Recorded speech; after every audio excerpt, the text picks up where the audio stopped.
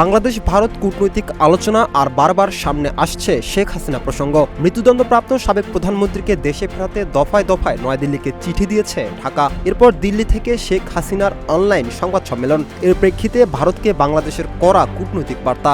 এর মধ্যে বিএনপি সরকারের দায়িত্ব নেওয়ার পর প্রধানমন্ত্রী তারেক রহমানের ভারত সফর নিয়ে অনাগ্রহের বিষয়টি আলোচনায় এসেছে।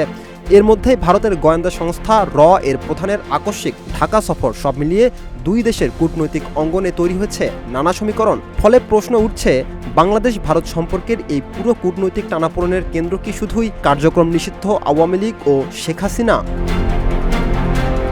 চীন থেকে ভারত ফেরার পথে হঠাৎ ঢাকা সফরে ভারতের গোয়েন্দা সংস্থা রিসার্চ অ্যান্ড অ্যানালাইসিস উইং এর প্রধান পরাগ জৈনসহ শীর্ষ কর্মকর্তারা। এরপর বাংলাদেশ সরকারের প্রতিনিধির সঙ্গে বৈঠক।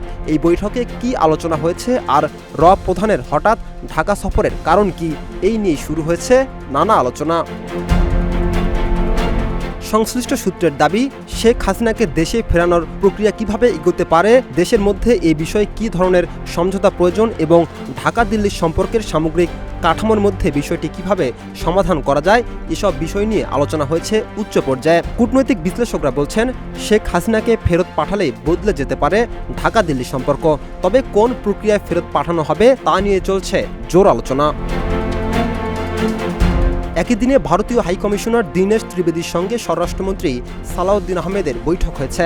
বৈঠকে শেখ হাসিনাকে ফেরত পাঠানোর বিষয়টি উত্থাপন করা হয়েছে। বাংলাদেশের পক্ষ থেকে বিদ্যমান বন্দি বিনিময় ও প্রত্যাপন চুক্তির আওতায় শেখ হাসিনা সহ চিহ্নিত পলাতক অপরাধীদের দ্রুত দেশে ফেরত পাঠানোর অনুরোধ জানানো হয়। জবাবে ভারতীয় হাইকমিশনার বিষয়গুলো ভারত আইনগতভাবে পরীক্ষা নিরীক্ষা করে পরবর্তী সিদ্ধান্ত নেবে বলে জানিয়েছেন।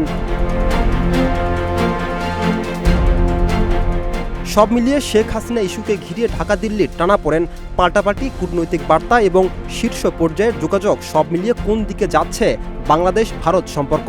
নাকি দুই দেশের সম্পর্কের জটিলতা কাটিয়ে উঠতে শেখ হাসিনার প্রত্যাপনই হতে পারে সবচেয়ে বড় সমাধান? রাকিব হাসান, ইত্তেফাক নিউজ।